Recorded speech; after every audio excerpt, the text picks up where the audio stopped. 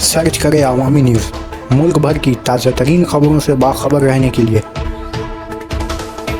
Subscribe करें हमारे channel को और बेल आइकन ज़रूर दबाएं।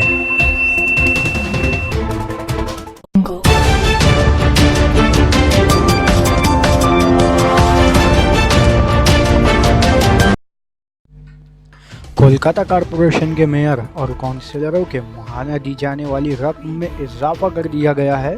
आज हाउस के माहाना मीटिंग के दौरान मेयर फराद हकीम ने रकम में इजाफा की तजवीज़ पेश कर दी है, जिसे इत्तेफाक राय मंजूर कर लिया गया है, जिसके बाद आइंदा माह अगस्त से इसका इतलाक़ किए जाने पर भी रजामंदी होगी।